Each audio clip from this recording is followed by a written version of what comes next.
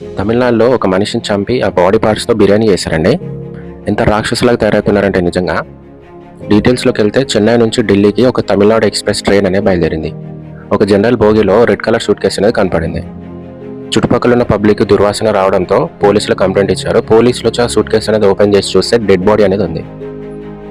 ఆ dead body కూడా ముక్కలు ముక్కలు చేసి అందులో పెట్టేసి వెళ్ళిపోయారు. ఎవరో ఆ సూట్ కేసు పెట్టింది ఎవరు, అందులో ఉన్న డెడ్ బాడీ ఎవరిదని చెప్పేసి పోలీసులు ఇన్వెస్టిగేషన్ స్టార్ట్ చేశారు.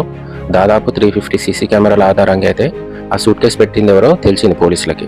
కానీ వాళ్ళు ఇంకా దొరకలేదు.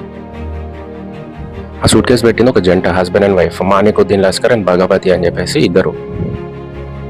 వాళ్ళు ఒడిశాకి చెందిన వాళ్ళు. బతుకు తెరువు కోసం వచ్చి నివసిస్తున్నారు. ఒడిశాకి వెళ్ళారనమాట పోలీసులు. వాళ్ళు ఉంటున్న ఇంటికి వెళ్తే ఇంటికి లాక్ చేసింది.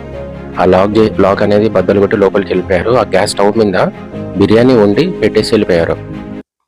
ఆ బిర్యానీ అనేది ఆ బాడీ పార్ట్స్తో చేసిన బిర్యానీ అనమాట.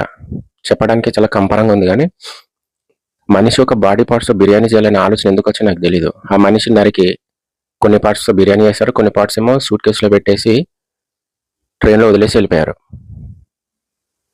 ఇంత క్రూరంగా తయారవుతున్నారంటే మనుషులు, అంతగా చంపాల్సిన అవసరం ఏముంది మనకైతే తెలియదు. పోలీసులు అయితే ఇన్వెస్టిగేషన్ స్టార్ట్ చేశారు. ఇప్పుడు ఆ జంట దొరికేంత వరకు కూడా చంపడానికి రీజన్ ఉందో మనకు తెలియదు. ఆ డెడ్ బాడీ అనేది 38 సంవత్సరాల హయత్ నిషా, ఒక మహిళ అనమాట. ఆ మహిళ కూడా వీళ్ళిద్దరితోనే నివసిస్తుంది. మరి వీళ్ళకి ఇంటర్నల్గా ఏం గొడవలు అయ్యాయో మనకు తెలియదు. సో ఫైనల్ రిపోర్ట్ వచ్చే వరకు వెయిట్ చేయాలి. చాలా ఘోరమైన విషయం అండి నిజంగా. ఈ వీడియో మీద అయితే కమెంట్